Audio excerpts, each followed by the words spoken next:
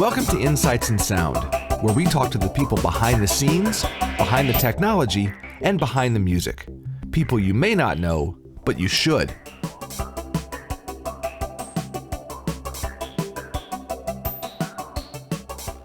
Our guest is Grammy-winning producer Dom Morley. His credits include Amy Winehouse, Sting, Adele, Nick Cave, and a host of other recording stars. Ooh. Or should we say recording luminaries? Luminaries. I like luminaries. I like luminaries. That's an extra points in Scrabble, you know. So let's start off with some of the basic stuff. I know you obviously have some sort of a musical background based on the background behind you right now. So how did you get drawn into well, give me a brief history of your musical background, but more interesting is how that then veered off into studio land. Yeah, my musical background is actually fairly limited. I mean, I started playing the piano age 5 because my mum and dad both musical. Mum used to play a lot of Scott Joplin, which I really liked. So I wanted to be able to play Scott Joplin age 5, which was quite a bold ambition. No kidding. But anyway, I started getting piano lessons. So I did that for a few years. And then as a teenager, I got into the bass guitar, started playing that. And then I heard, there's normally an album, isn't there? I heard Surfer Rosa by the Pixies and decided I wanted to be in a band. Because I don't know if you know that record, anyone knows that record, it's a very, very sparse production. You know, it sounds like 3 guys and a girl playing in a room. But it's energy. Kind of, there's an energy it's to like that. the Steve Albini thing where it sounds like he hasn't done much, but it's so great. It's like he can't have not done much because it's amazing. Yeah. So yeah, that made me want to start a band. So we did that, and we were terrible, but we enjoyed ourselves. And I found I wanted to record us because we had that cassette machine in the middle of the room, press record, and the little microphone on it, and that was what we were doing. And then I got, I think maybe my 16th birthday or somewhere of 16, 17. I got a cassette 4-track thing, so I could multi-track, and I found that really fun, and that was a lot of fun. And then that sort of snowboarded, and I got a reel-to-reel 8-track, and I synced up a computer with it, an old Atari, because this was the 90s. Ooh. And I started with the Atari as well. Yeah. Mm-hmm. Yeah, it was great. It was great. It worked, and it was great. And I didn't really enjoy Well, I liked being in a band, but the gigging bit left me cold, really. I wasn't really bothered about that, but I really enjoyed the studio side of it. So then when it came to being old enough to need a job, I got a book out of the library because this is pre-internet. As one of my kids said to me once, when you were a teenager, like in the 1850s or whatever, back then when we didn't have the internet. And you had those printing press book in the library. Yeah, exactly. A book in the library explained a job called sound engineer. I thought, well, that's what I do in my spare time. That's my hobby. So I love that. So that's how I sort of went from being, playing stuff into wanting to do that. And that's why the sort of synth thing kind of came out of my being a piano player and keyboards being the most familiar thing for me. So yeah, that's where all that comes from. But clearly you were drawn to some of that techie aspect of it, the right brain, left brain thing. You were obviously drawn to a lot of the technical stuff, which is not every musician is drawn to that aspect of it.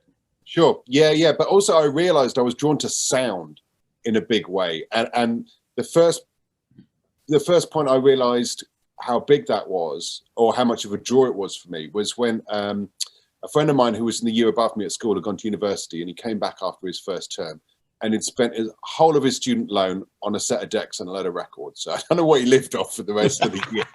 Just stupid sort of kid stuff. But we were sort of both big music fans. And he went on to work for the BBC in BBC Radio. So he pursued that sort of passion as well. But I remember going to see him when he came home, and he played me a load of tracks, sort of made me a mixtape up of all the new music he'd sort of discovered. And the first one he played for me was a track called Res by Underworld, which is like an electronic band. And it's still one of my favorite tunes. But within a couple of seconds, I was like, that one, I like that one a lot. And, a few notes had gone past, but it sounded so great. And so that's when I sort of first realized that I was being drawn to sound. And that was what was appealing to me more than a clever 7th chord or a certain lyric. Much as I do enjoy those things as well, the big thing for me was sound. So that's sort of fed into the idea that engineering would be my thing.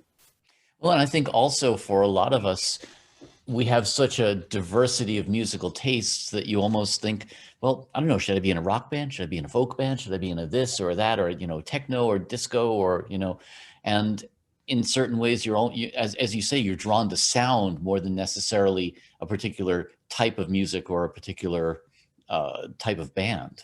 Absolutely. And I think, to be honest, in my career, I've been very lucky because I've worked with quite a range of different sorts of music, I've done some obvious sort of pop stuff, and I've done some sort of darker pop stuff, and then I've done stuff like the Grinder Man Nick Cave album that I worked on, and some electronic stuff like Lemon Jelly, and I've worked on quite a big range of things, and I try and get that as varied as I can, because I think professionally it helps you by putting yourself in slightly more uncomfortable spaces that you're not as familiar with and you have to perform in, so you get better by making yourself do that sort of thing rather than doing the same stuff all the time. But also, it just appeals to my sense of wanting to do something, wanting to change things, do things new, try different stuff. I'm always on a learning curve. Spend my whole life on a big learning curve. But I guess this part of me just needs it, just loves it. So yeah, it's cool. Well, and I think that's true of a lot of us. I think the more you learn, the more you realize that you still have plenty to learn. And absolutely. I love the idea also of musical diversity, because it keeps you from falling into certain traps, getting habitual with certain things. Yeah, exactly. Yeah. So you're always moving forward because you're always having to learn that new thing to do with this artist or that artist or this genre or that genre. So yeah. And I know I wouldn't enjoy it if I was doing the same thing all the time. It's obviously you'd be working with different artists and stuff, but if I was doing the same genre the whole time, I think I would start to wonder why I was coming to work every day doing the same old thing, Right. It's like if everybody walks into the studio and says, I want the guitar sound you did on the last record. After a while, you just, you start being drawn to the idea of becoming a house painter or something, Yeah. It's just, and I know there's a certain commercial wisdom to doing that sort of thing, because people know that you do that thing. So they go to you for that thing. And then, you can sort of build on that. But I couldn't do it. I just couldn't do it. I couldn't turn out and just, everything be set up exactly the same, all the same every time. Hit play, hit record, done. It's just too boring. It's too boring. Yeah. So who were some of your mentors coming up, and what did you learn? Well, I guess the guy that gave me my first job, a guy called Mike Exeter, who now does a lot of, he won a Grammy for, it was a Black Sabbath record, a few years back, and he also works with Priest, and he works with a lot of that sort of rock stuff. He's amazing at that. So he gave me my first job, so that was obviously quite a big thing. So for a couple of years, my first couple of years in the studio, he was the chief engineer. So I learned a ton off him, as much about how to be in a studio as the technical part of it. That's a huge thing. And then I moved to Metropolis in London. From that studio, and then there were we had quite a lot of great people that I worked on, and even though some of them wouldn't necessarily be mentors, there'd be things you work with a couple of people and pull loads of stuff off them. Only in a couple of days you'd go, wow, you'd learn so much off people. But there was a big one there was a guy called Chris Potter, who's a producer engineer that I worked with a lot. I assisted him loads to bits of engineering for him, and I swear I spent half my career trying to copy him. I always try and make my mixes sound as good as Chris's, and I'm sure I never get there because he's amazing. But I suppose they sound different. They sound like me, hopefully, rather than him. But I always loved the way he made things sound. It was, it's just always so beautiful and enveloping and stuff. So that's the sort of style I've always gone for. So I worked with him an enormous amount as an assistant and as an early engineer. So I guess he's probably been the biggest influence on my sound.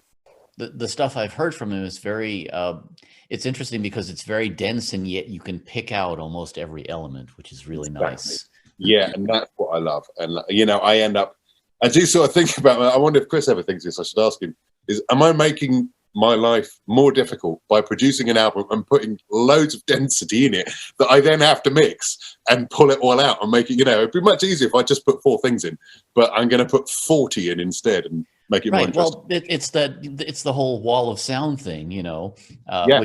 which is brilliant, but at the same time, there's something to be said for it's a wall of sound, but you can see every detail within the wall.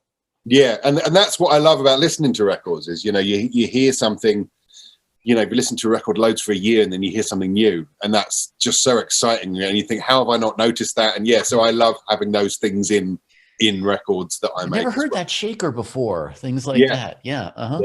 Yeah. Well, you brought up an interesting point though, which I kind of wanted to get into with you based on what you're doing now.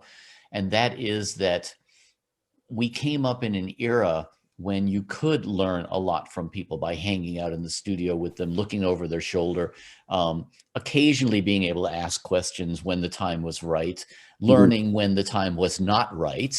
But specifically, I think not only learning about the equipment and about how to place microphones and stuff like that, but most importantly, learning how to interact with the artist and what the creative process is all about. And, the psychology of the creative process is what I call it.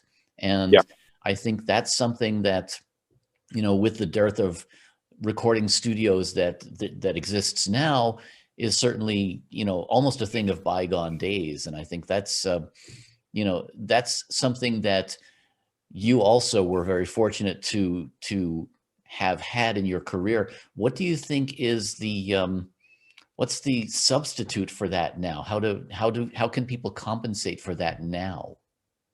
That's a very good point. And that is something that I'm not entirely sure about, because I do guest lectures and stuff like that. And I have a couple that are just on psychology of recording, psychology of mixing, as they're like trying to explain all these things and how they're talking about the way that the artist, what their mindset will be and how you can work with that and make things better.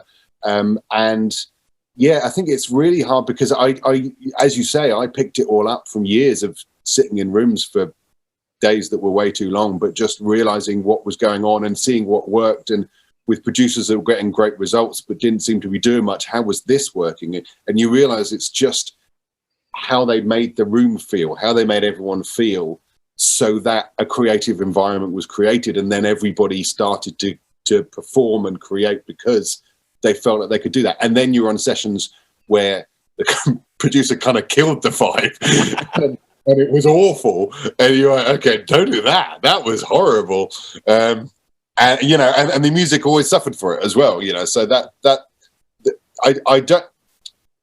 I try and share my knowledge as much as I can in that. And interesting, I'm literally going through it now because I'm putting together a course soon to be available on the Mix Consultancy website on vocal recording. And it's mostly psychology, because the technical aspects of it are very limited. Choosing the right mic, choosing the mic pre, and those sort of things are a small amount of it. Whereas things like lighting and how you set up and how you talk to the artist and what time of day you do things on, and all of these things are as important as which microphone you chose, because those all go into the performance. The microphone goes into the sonics, but the performance is what we're here for. So the aspect of recording a vocal is mostly one of psychology. So so I'm doing a course based with mostly about psychology, but I don't know how you get the experience without doing a lot yourself. You can obviously fast tracked if you work with other people and watch them do it, and as I say, you see the mistakes made along the way. But other than that, it's just a ton of experience, I think, and noticing what you did when it went right and what you did when it went wrong. It's interesting. I mean, I've been doing a panel every year at the NAMM show about this exact thing too. And to me, I think that's one of the aspects of this creative process and this creative field that in certain ways, it's almost impossible to teach. It's something you either glean from an understanding of human nature, or, as you say, some producers never do. But I think, the choice of microphones and compressors and those are sonic decisions that to a certain extent are subjective, but learning to work with people and learning to be able to create that safe space, that trust and that kind of relationship, those are things that are really hard to put your finger on. They are. And you know, you can, because interestingly you say at the NAMM show, because I did a talk there a couple of years ago, and the subject they gave me was the psychology of a session. And it was like, I was also, well, you can't teach the psychology bit. Anyway, here's your lecture on psychology that you need to deliver. Okay, thanks. But I like that, you know, that's cool. I got to do the thing that everyone said you couldn't do. I hope it worked. I've totally forgotten the question. Was there a question? I don't know. We can move on to another question. Yeah. Okay. So let's talk about your role as a producer a bit. Artists come to you, no doubt. You get pitched on projects. We all do. What are some of the factors that you look for in determining whether or not you want to work with a certain artist? Or conversely, what kind of red flags would you see that would make you say, no way? Yeah. Well, the things that I look for, I mean, I try and keep it a basic sort of principle of, will I make this better? You know, if I work on this, will my involvement of it in it make this a better thing than where it is now? And also the thing that they're looking for, you know, because obviously if they come to you with a load of references of people they want to sound like, and you don't get that, you know, you're not into that stuff, you don't understand it, then you're never gonna help them get there.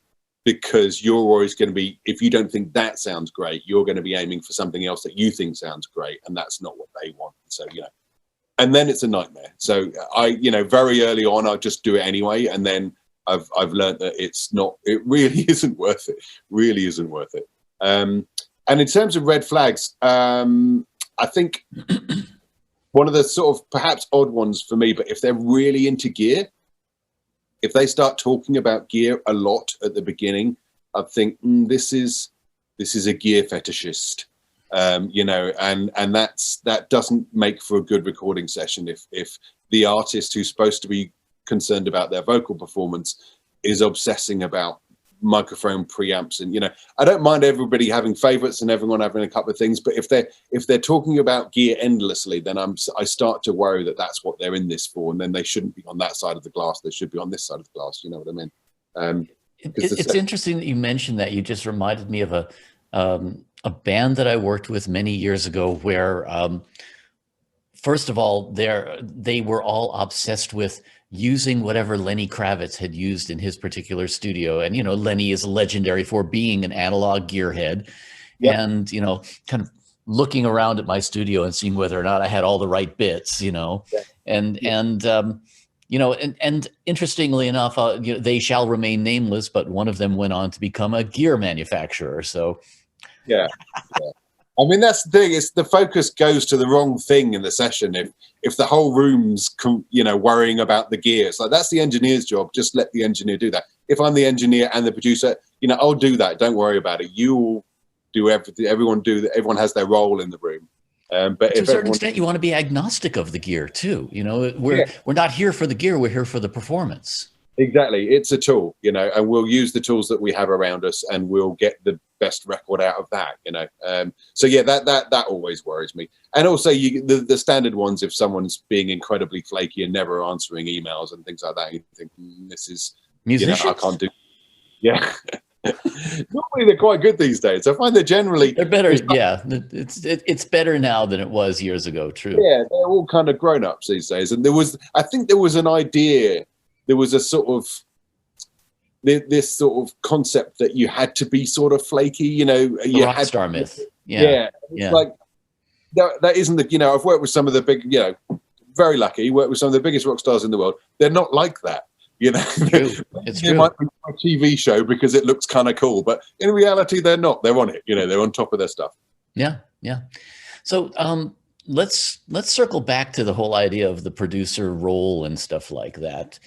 Because, you know, on the one hand, there is a certain authority, and I use that, you know, air quotes around that, because as the producer, you're sort of running the session, you know, and the artist is coming to you with certain preconceptions as to what you're going to do in the session. At the same time, part of it has to be this sort of peer relationship that encourages the artistic process. So how do you tread that boundary? I've always found that interesting, how one stays in control and at the same time becomes another member of the band, so to speak.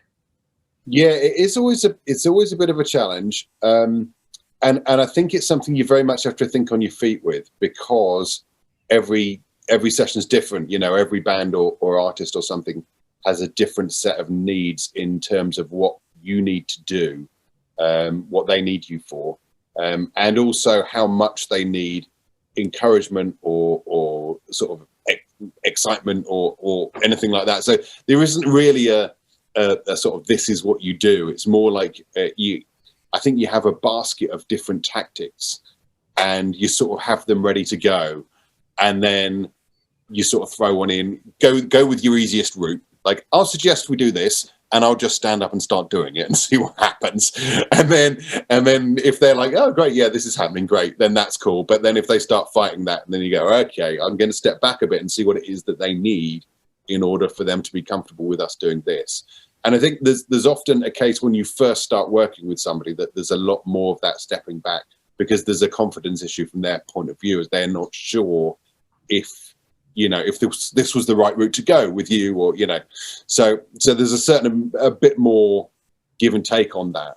And then as you progress with somebody and they start hearing stuff coming back out of the speakers that's what they wanted to hear, or better than they hoped for, then I find they tend to sit back a bit and let you just kind of carry on delivering what you're supposed to be delivering. So it's a difficult one to answer, because it's different every time. Yeah. Everyone's different. The only advice, it's a bit like the advice I give to people for producing vocals, is to have a load of adjectives ready to go, so that if you want to hear, if you want to hear something from somebody and they're not emoting that, then have a bunch of adjectives you can throw at them, and one of them will mean to them the thing that you want them to do. Yeah. And it's the same when you approach the session. Have a bunch of different ideas and approaches and ways of talking to people, so that eventually you'll get the route in with this band or this person, and then you'll have a productive sort of session.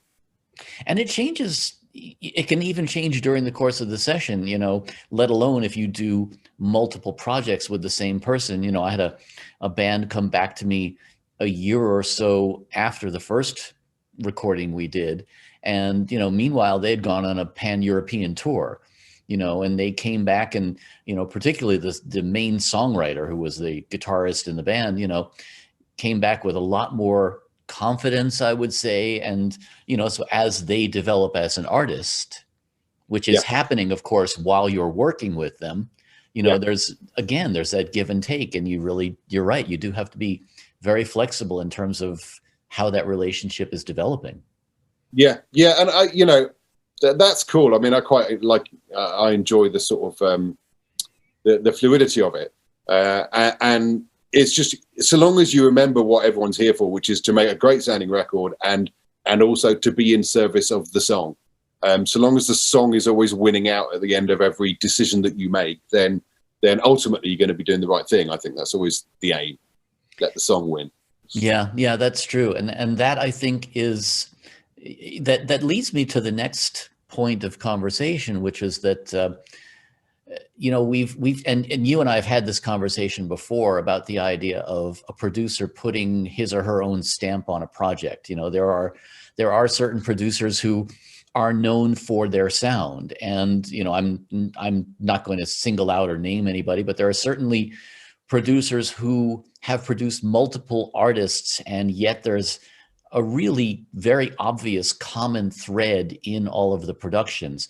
And then there are others who, you literally think, I'm amazed that this person produced this and that, because they're so extremely divergent. And I think, there's a certain trick there also to bringing out the best of the artist and the song, and not putting too much of your own stamp on it, isn't there? Yeah, absolutely. And that's what that's what I aspire to, is to never, kind of never be noticed, as it were, like never have something that goes, oh, that was obviously Dom did that one, because I'd think in some way I'd fail, because I hadn't brought the artist the most out of the artist if it started to sound like me instead of them. You know what I mean? But there is, I mean, much like I was saying earlier, there's a commercial, you know, there's a commercial sense to doing that, to being the guy that sounds like that, so everyone knows what you are and what they're getting from you. I mean, you know, obviously in the news lately because he died last week, but Phil Spector is a great example because he had that sound and you got nothing else from him but that sound. But everybody wanted that sound for about 8 years. Yeah. And it's amazing how short his main sort of tenure at the top was. And he was 28 when he was all washed up. Incredibly, it was River Deep Mountain High was the track that ended his run. Because it was which was his epic in a way, you know. It's incredible. It's such a work of art, but it sort of didn't go in at the top of the charts. And I think he'd kind of been rude to quite a lot of people along the way, and everyone was ready to pull him down. And then when that didn't happen, it all crashed. And he obviously came back and worked with the Beatles, and there were a couple other things that he did along the way. But his big period was quite short-lived while he did that one sound. And I think that's the issue, is that if you have one sound, then you have a shorter time period in which you are the person that everybody wants to work with. And then you either got to persuade people that you're not that anymore and come up with a new sound that is you, or move on or do something different. So yeah, I like the idea of not having a sonic footprint myself for the purposes of, I think it's more interesting. And also I think it gives you a better chance of a longer career. I mean, there is the argument there are fewer professional producers than there are professional artists. So it should sound like the artist, and then we have greater diversity of sound than if it sounded like, you know, a few dozen producers instead. Well, you know, it's the interesting dichotomy there where, you know, as a producer, to a certain extent, one of the ultimate compliments is that you don't have a sound, you know. Yeah. And yet at the same time, the producer is also an artist. Yeah. And, you know, I mean, with the rare exceptions of, you know, artist producers, you know, Prince or Brian Wilson, you know, people like that who really have the entire thing in their head, it's a collaborative effort. And your role as the producer is to be, you know, very, very much a chameleon in that sense. Yeah. Yeah, and it's just, and you are obviously contributing creatively because that's part of why you're there. But you have to find a way of making it bolster what they're doing. You know, your input will be, you know, making their thing greater rather than pulling it out of what their thing is to make it more like yours. Pay no attention to the man behind the curtain. Yeah. But it's true, you know, and to a certain extent, it's interesting because it's. You have to really be able to step back and not put too much ego into it. And that, I think, is one of the biggest challenges of producing any artist, because you're putting so much of your own heart and soul into it. And yet it's for the sake of the song, the artist. It's, you know, certainly not for your own personal glory in that sense. Yeah. I mean, you just have to take the satisfaction in where I take the satisfaction is when the artists feel like they got something that they didn't think they could have got. You know, they reached something they didn't think they could reach. And I think that's where you've done your job. Well, that's, you know, from my point of view, that's when I've done my job, is when I've got them to do something greater than they thought they were capable of. I think that's the golden ticket. A lot of what we do, and especially working with the artists, is, as you say, it's creative decisions. It's how much of it would you say is intellect versus gut, so to speak? You know, how do you know when something's done? Yeah, that's a good point, actually. I think that is relying on gut, but gut is, I think, sometimes just another way of describing experience.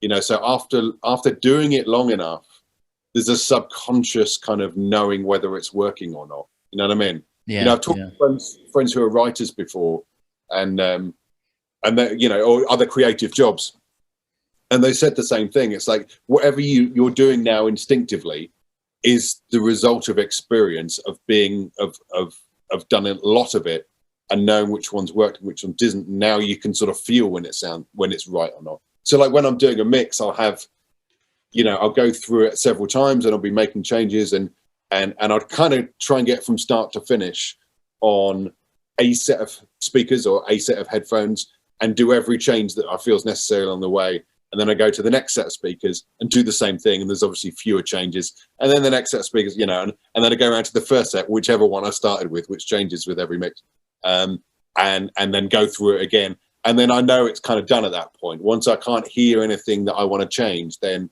the mix is done. So, but that is, you can't, I don't think I could write down, this is what I'm happy with the mix. I know it works because it's just, you listen to it and there's nothing wrong.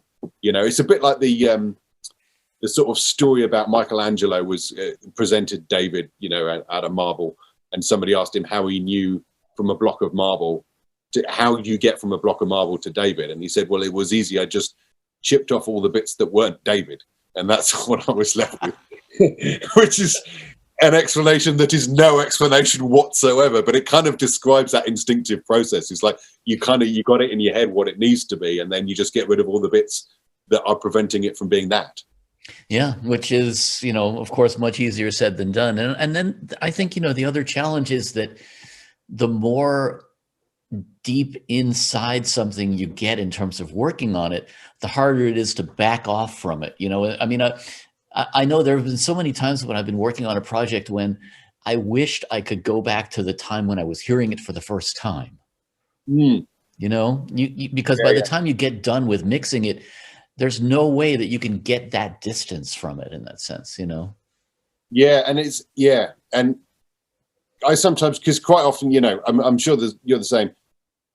If you work on something, no matter how much you love it, you'll never listen to it again because you have heard it 1,000 times. And it's not that you don't like it anymore. It's just there's nothing new in it. There is no novelty. There's no surprises. Every detail of it. But sometimes I can do after a period of time, like after a few months or a year or something like that. Then I'm able to do that. And then you come back to it, and sometimes you go, oh, that's actually not nearly as bad as I thought it was. Because at the time you're obsessing over every little thing. Yeah. Initially, you're still doing that. So 2 weeks after it's finished, you can't go back. Because I hate that snare. Oh, yeah. Yeah. What was I doing? What was it? Why didn't how could I even do it like that? That reverb's awful. When obviously it isn't. It's, and you come back a year later and go, actually, that was pretty good. Well done, mate. Again, I've completely forgotten. What was the question? No. There was no particular question. It's more, we're just kind of tossing these ideas back and forth and trying to eloquently and elegantly segue into the next point. See, that's how we do this, Okay, I should stop arresting it with I've forgotten the question then, and just allow you to take over as you're the. No, and in fact, we have set ourselves up for a beautiful segue now into talking about the mix consultancy, because we were just talking about the idea of getting that distance from something, and I think. I have to laugh. I have another friend of mine who was a producer in New York for many years, and he was telling me a story once about how they had been working on this project, literally for weeks and weeks. And he said, we looked at each other and we had just completely lost our perspective. And they had been, I guess, up all night or whatever. And it was mid-morning in New York. And they said, what the hell? And they went out onto the street in Midtown Manhattan, and they just found some very unassuming looking secretarial woman of some sort. This is the 1980s, and she just looked like she was going to work in an office pool somewhere. And they just said to her, ma'am, we know you don't know us or anything like that, but would you come up and just have a listen to this song for us? And they, had no idea what she would think. And she said, sure. And she hardly said a word. And then they sat down and played her this song, and she just listened to the end of the song, and she turned to them and said, "It's got balls." Oh, that's brilliant. Okay, sometimes you need that. You need that completely unrelated and unattached perspective on something. And I think that's kind of what you're trying to do with the mix consultancy, isn't it? Yeah, absolutely. And it's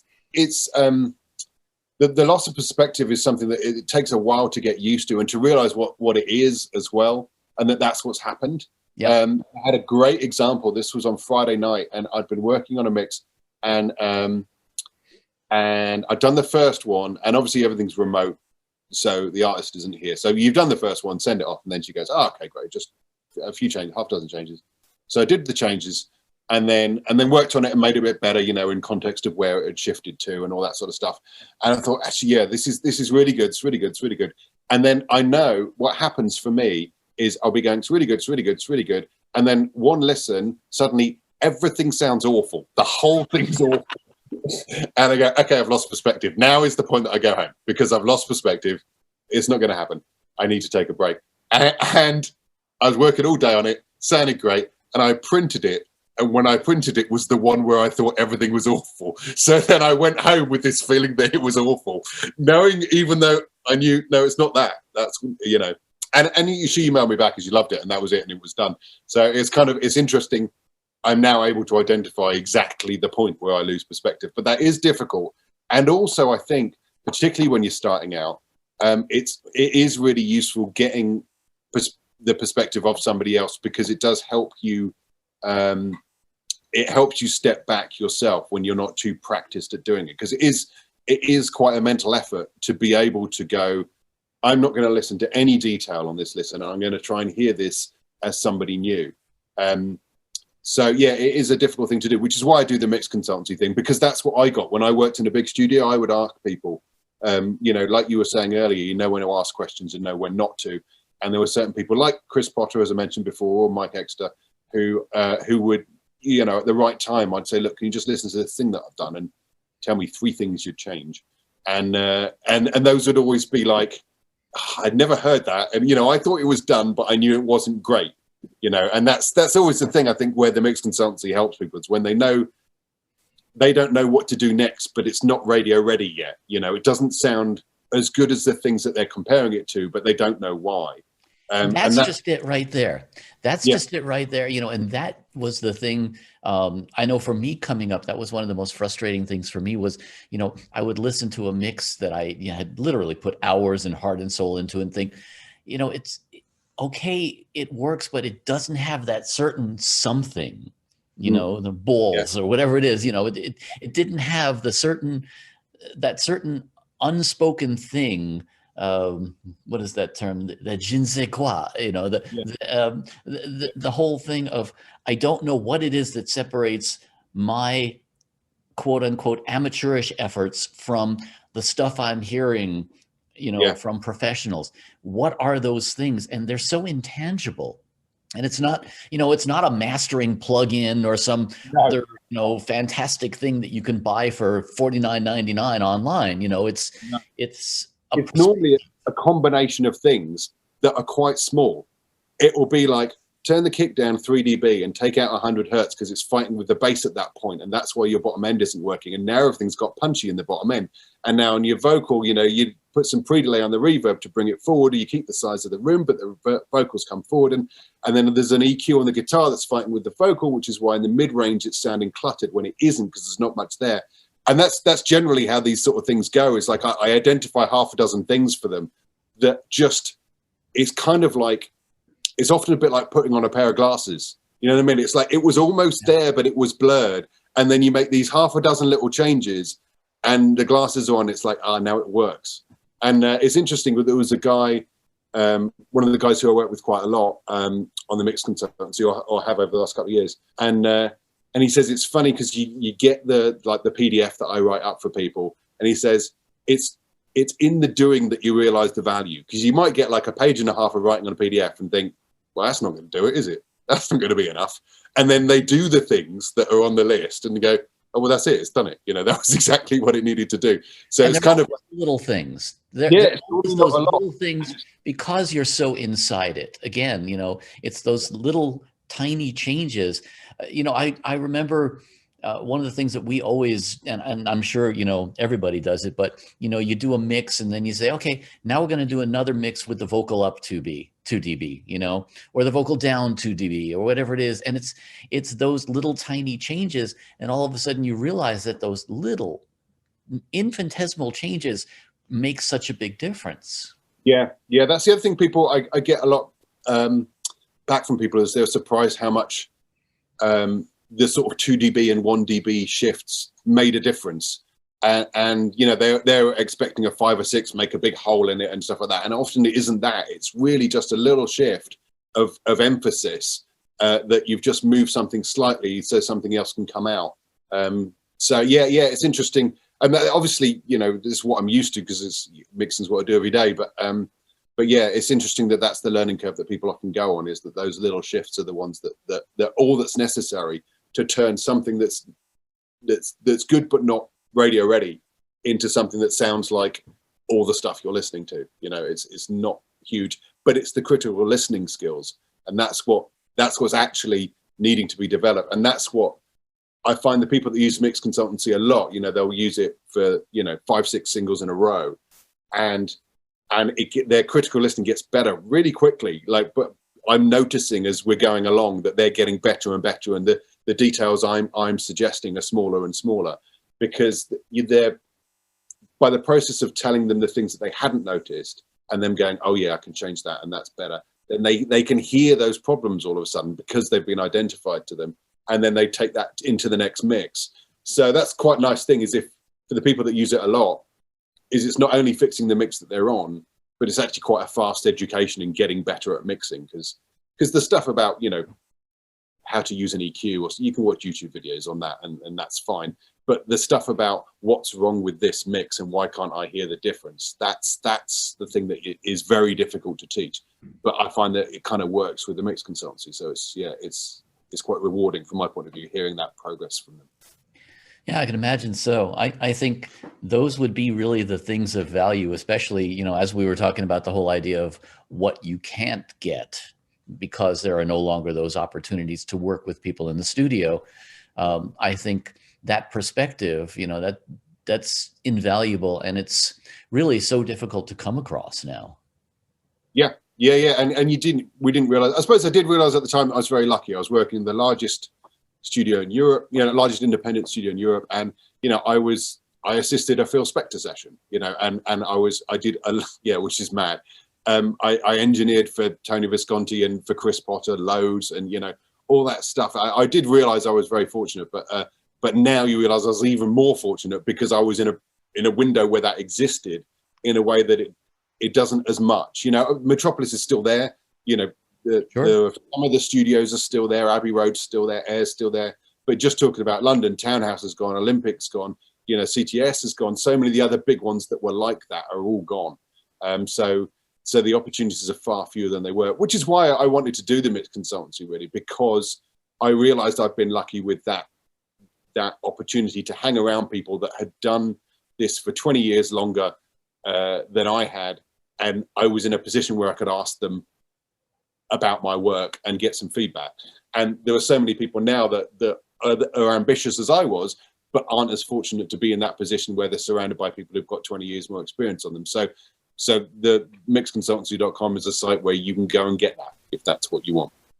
And that's a wonderful thing. And I agree with you, and I relate to that. That's one of the reasons I'm doing this, because I feel that, you know, we did come up with certain opportunities that, you know, are not necessarily available anymore, and to be able to spread that knowledge and, you know, assist people in gaining that perspective that, you know, those opportunities are just not there anymore. You know, I came up in the LA music scene, and, you know, same thing. There are just not that many opportunities anymore. There are not that many studios, and the chance to sit and look over the shoulder of the masters, of people who have more experience than you do.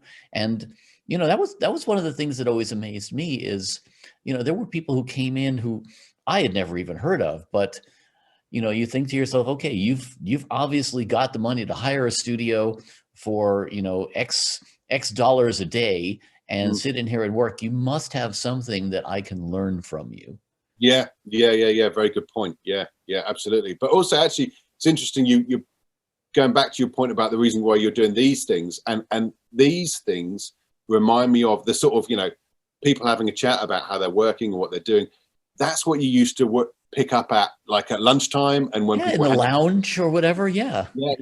And you know, you would learn so much by sitting there having lunch with the engine, with your session, the engineer, the producer, the artist, and they'll be chatting about stuff that they're doing. And I'm sitting there, an assistant, just quiet, eating my lunch, just picking up on what everybody's saying.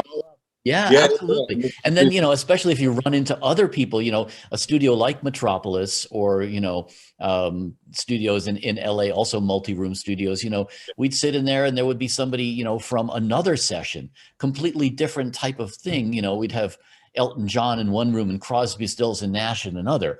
And you think, okay, other than being on the same chart, they don't have much to do with each other musically, those wonderful pairings, Eddie Van Halen on a Michael Jackson cut, those things happen because you have people running into each other in this creative environment. And those kind of opportunities don't exist as much anymore. And that's why I think any opportunity that we can have to convey that knowledge to another generation of engineers and producers, I'm all for it. Yeah, absolutely. Yeah. And music is better for it. Ultimately, because that's where we learn, and we want to keep on listening to great music. So the more that gets spread and the more people can make great records, the better for everyone. Break down the silos. Yeah. Excellent. Don Morley, thank you for being my guest. A pleasure as always. Hey, I'm Daniel Keller. Don't forget to hit the subscribe button and join us each week for Insights in Sound.